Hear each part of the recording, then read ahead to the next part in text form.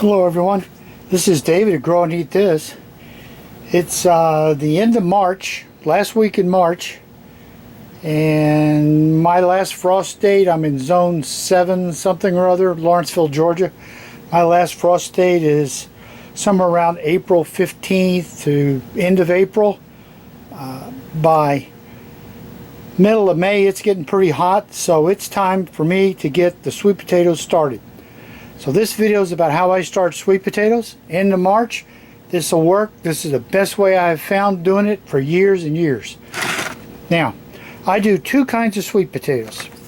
I've ordered 3 more that I can't find around here in slips, but these I've been growing for years and years. These are a Japanese, starts with an M, something or other. It's a purple sweet potato with a white flesh. And these are some of the small ones from me from last year that I've stored. So they've been in storage for a really long time. So these are the purple ones that I do. And so that you know, many, many years ago, these were bought at the grocery store. They would have been organic, bought at the grocery store. Now, these are my regular orange, probably Beauregards. They were also bought at the grocery store many, many years ago.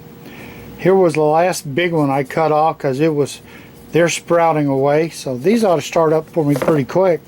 But these are all my sweet potatoes that were harvested last fall, and they're starting to sprout. So I've done the water, the toothpicks, all that. Boy, that's a mess. My compost pile taught me this method. I took all the leftover little tiny little sweet potatoes that wouldn't do anything, got thrown into the compost pile, and guess what? They all sprouted, made tremendous batches of sweet potatoes.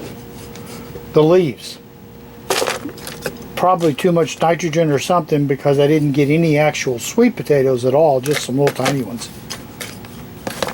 But it did tell me how to make the starts.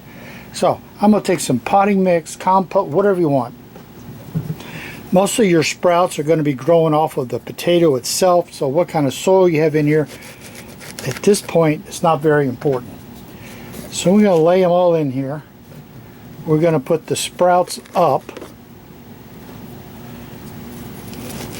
Don't want to bury them, want to encourage them to grow. There's that one I cut off. That's a beaut.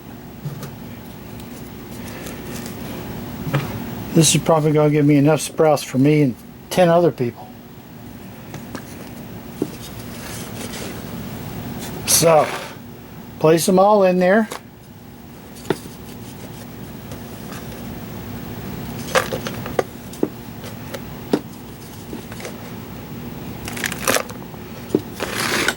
Put some dirt on them.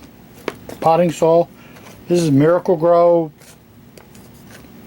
potting mix. Okay, then we'll give that a water. Now we're going to do the same thing with these guys. I'm going to take them out so I can get a layer of dirt on the bottom.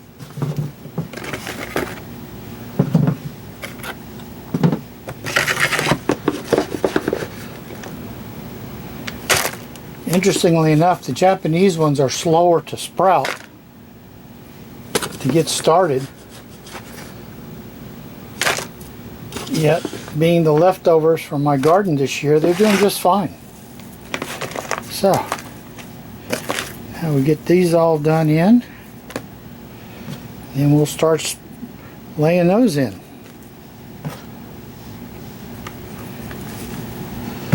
Doesn't really matter how you put them in, you just want to get them in. That's some nice growth on that one. See, I really could cut it here, but this late in the game, I want to get them planted. Last year I started them about 3 weeks earlier than this. I also had them ready too soon, but I started them about 3 weeks earlier. If we get a warm start to the spring, I'll be wanting to get these out. So there they are. And some dirt.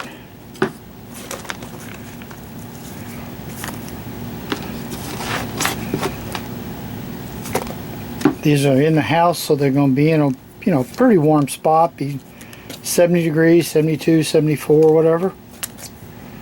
They don't really need much light till you see more growth coming up off of them.